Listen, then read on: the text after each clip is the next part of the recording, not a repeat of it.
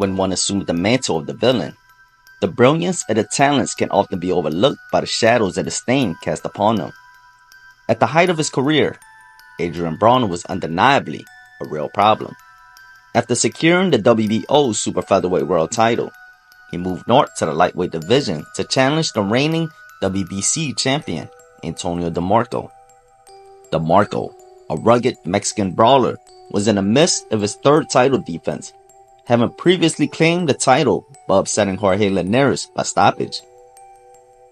Broner was a pocket fighter, offensive-minded with solid defense to match. He possessed all the physical attributes necessary for a champion: speed, power, explosiveness, and quick reflexes. On top of that, he had a solid chin and heart to complement his natural talents. When Broner squared off against DeMarco, the pressing question was how he would handle the classic Mexican style of boxing against a stern lightweight opponent. This was particularly intriguing given Broner's tendency to stand his ground and engage from the pocket. DeMarco was tall and lanky, having a 4-inch height advantage and a 2-inch reach over Broner. However, Broner held the edge in speed. In the mirror stance of southpaw versus orthodox, an ensuing battle for hand positioning unfolds, more so as both boxers vied for the optimal ground to land their jabs.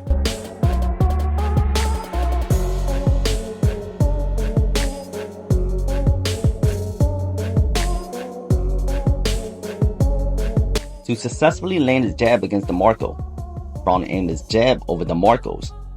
This allowed Broner's jab to stay on course and find his target, while simultaneously derailing DeMarco's jab off track.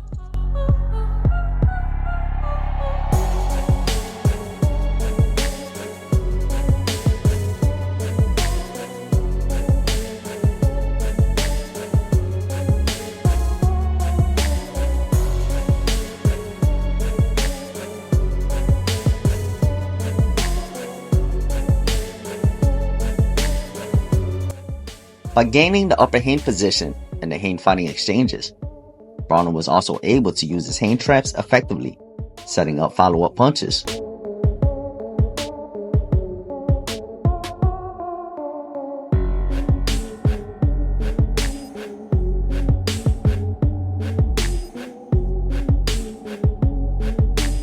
To further exploit the lead hand battle, Broner would break rhythm by tapping DeMarco's lead glove, momentarily freezing him, to then come behind with a straight cross.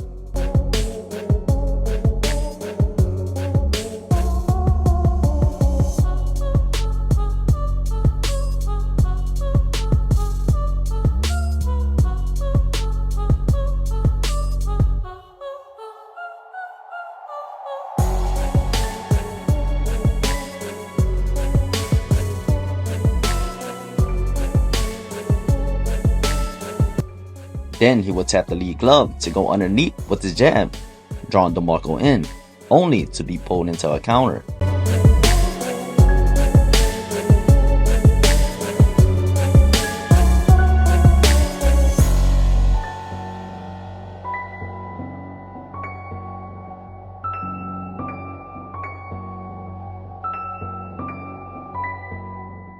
With the lead hand battle lost, DeMarco was compelled to press his offense, as Broner had complete control over the range.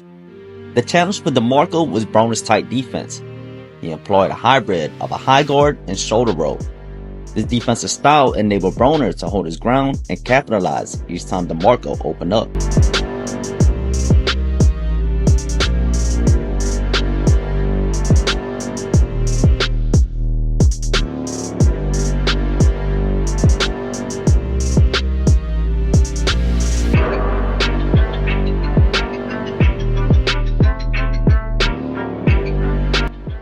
Fighting from the outside proved ineffective for DeMarco, so he brought the fight onto the inside, a range where the Mexican brawler typically thrives.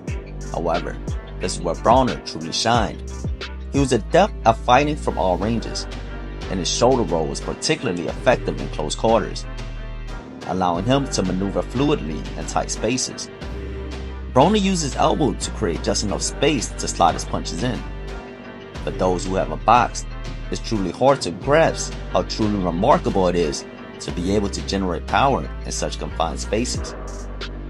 Broner managed to throw short punches without needing to load up, while positioning himself for leverage, turning his hips through for power with remarkable efficiency.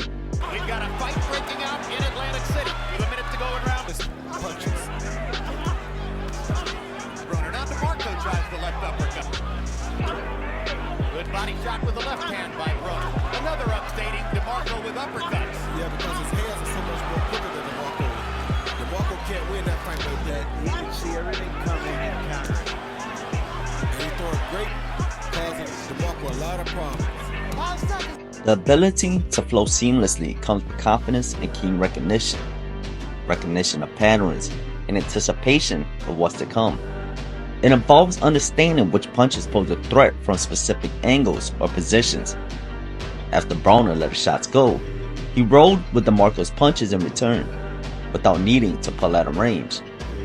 His bladed stance enabled him to bend at the hips while keeping his back shoulder drawn back, coiling for a punch.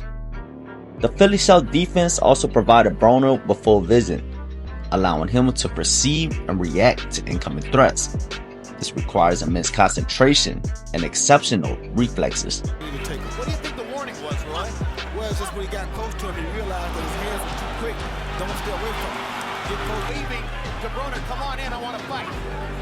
Yeah, but he's not doing well in the fight. Taking on his shoulder. Left uppercut followed by a short overhand right, which was a beautiful combination. Actually, a short straight right. Broner dominated the fight completely, as DeMarco had nothing to offer from any range. DeMarco's punches were too predictable, lacking the setup needed to create an initial threat to build upon.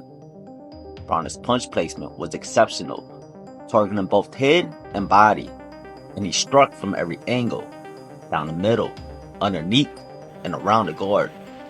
Once Broner sensed that DeMarco had nothing left to offer, he began to walk him down. There's nothing more demoralizing than having an opponent stand right in front of you, untouchable, while they're able to land every punch in the book. Although Broner won titles at 147 and 154, I believe he was most dangerous between 135 and 140. Broner will always be remembered as one of those what-if stars. He had all the tools to be great. Everything except discipline. Of 45 power shots. That's target practice. And that's what it was. Now this replay should show you the white towel flying into the ring.